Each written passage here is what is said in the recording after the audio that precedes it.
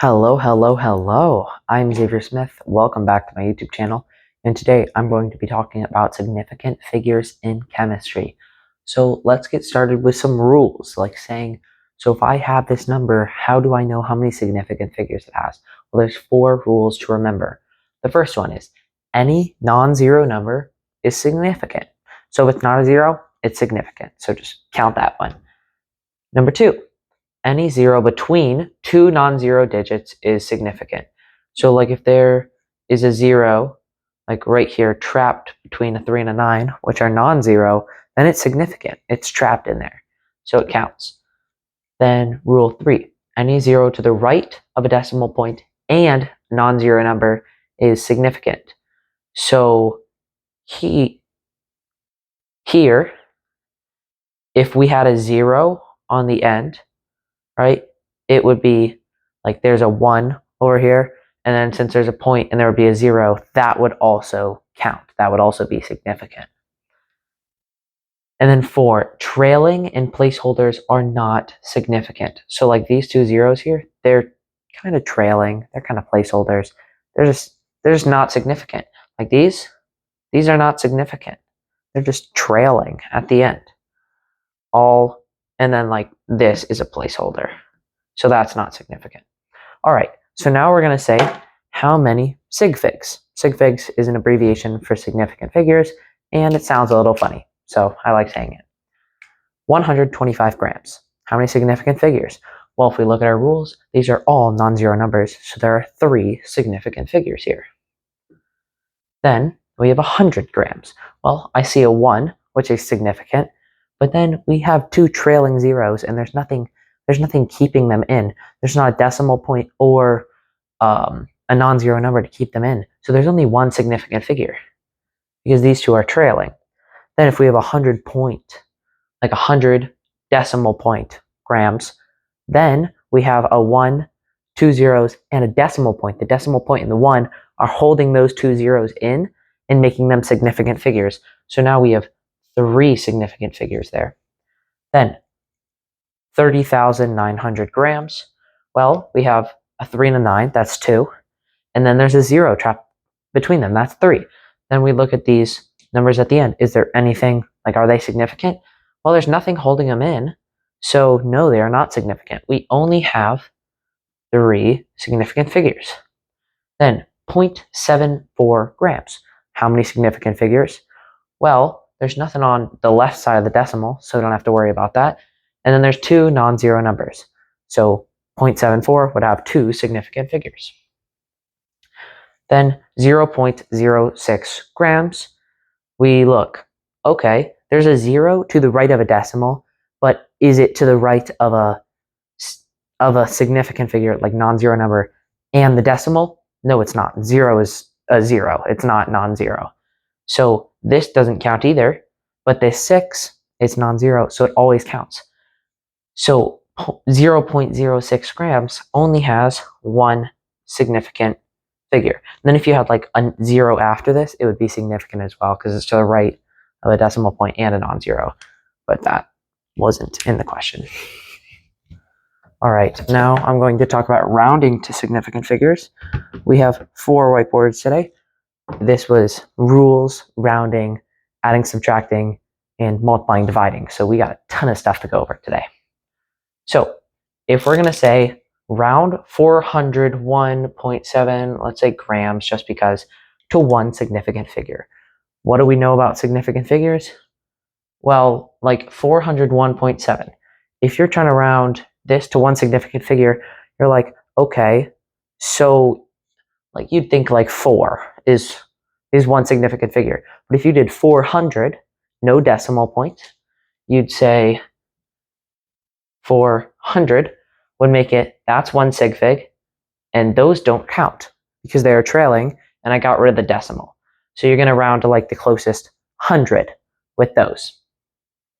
Now, 2 significant figures would be like 410 or something. But what you could do is, since there's not like 410, and all we can really round to is 400 here, you're like, huh, what can I do? And this is a tricky one. What's really nice is that you can turn it to scientific notation, say 4.0, right? But rounding 401 to 4.0, how does that make any sense? Well, you need to say times 10 to something to make it 400 again. So you're going to say 4.0 times 10 to the 1, 2 would make it 400. So times 10 to the 2. Now three significant figures would be like 401. But now we're going to round this 1, since there's like a 7, like 5 and up, you round up. This 7 is going to round to, well, 0.7 is going to round to 1. So we're actually going to have 402. And these are all grams. So there's just some examples how you would round. This comes in handy when we're multiplying and dividing significant figures. Now, let's get on to adding and subtracting significant figures. Okay, the rule for adding and subtracting significant figures, it's important to know like the rule for adding and subtracting, and then the rule for multiplying and dividing, because they're different but similar. All right, the answer can only contain the number of decimal places as indicated by the data point with the least number of decimal places. So adding and subtracting has to do with decimal places, not significant figures. Okay, so if we were to add 27.425 milliliters and 5.12 milliliters, I don't want to do this in my head because I'm scared I'll get it wrong. You can try these on your own if you'd like as well. This would give us 32.545 milliliters. And now we are going to round it. Well, we're going to turn it into the least number of decimal places. So this one had 2 decimal places, this one had 3. So we know, okay, we need 2 decimal places. So we're going to round this to 2 decimal places. I'll turn it into 32.55 milliliters. Okay, now subtract 42.7 kilometers minus 20.35 kilometers.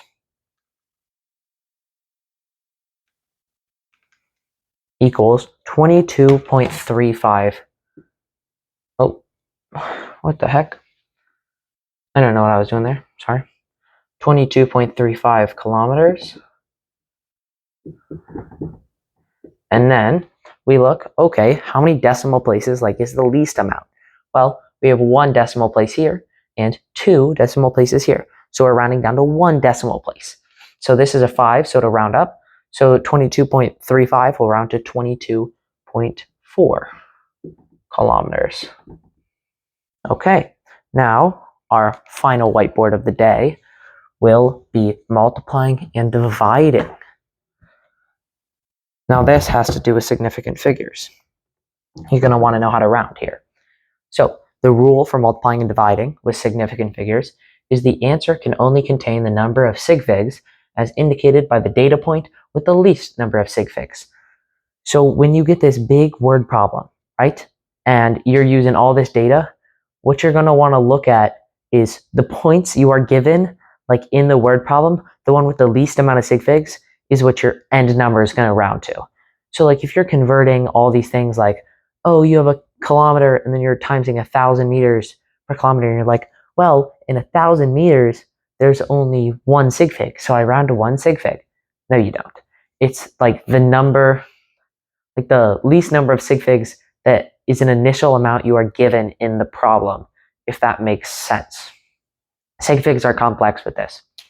I'm not very good at rounding them, but hope you're a little better. Okay, now we're going to multiply 215.00 meters times 0.020 meters.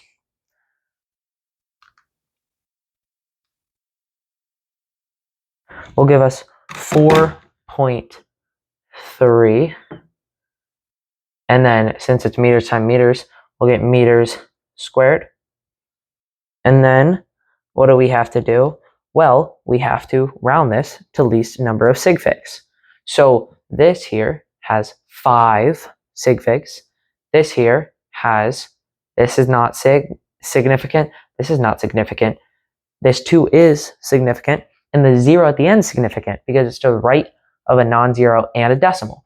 So this is 2 sig figs, this is 5. We rounded 2 sig figs, and look, we already have 2 sig figs. So we end at 4.3 meters squared. Now we're going to divide 25.2 meters cubed divided by 20 meters, well, 20.00 meters squared. All right. This will give us 1.26. And then let's look at what the measurement is. Meters cubed divided by meters squared gives us meters. So it's 1.26 meters. Now, round to sig figs. We have, this is 3 sig figs, 25.2. And 20.00 is 4 sig figs. So we are rounding to 3. And guess what? We already have 3. Now, I'm going to give us another problem that we actually have to round to, I guess, because I forgot to do that. Let's do the same problem divided by 20 meters squared, right? So we know that this is going to give us 1.26 meters, but now we have to actually count sig figs again. Here is 25.2 meters cubed divided by 25.2 is 3 sig figs, and 20 is 1 sig fig. So now we have to round this down to 1 sig fig, and this would round down to 1 meter. But I feel like with a problem like this, you'd probably get 20 just point. And then you'd be like, oh, 1.3 meters. So what I'm trying to get across is just make sure you're looking at like all these sig figs, because 20 versus 20 decimal point versus 20.0 and 20.00 are all different, and it is going to influence the way like your answer ends up, and you could lose points or get the answer like wrong, still kind of right, but you get it like wrong in rounding terms because you just rounded wrong. All right, thank you for watching. Please like the video if this was helpful. It really helps my videos, and they do a ton better when you guys like them. Please subscribe. It really shows me that I should keep making these. And comment if you just want to like talk, ask questions, or say what you want me to make videos on next. Thank you for watching.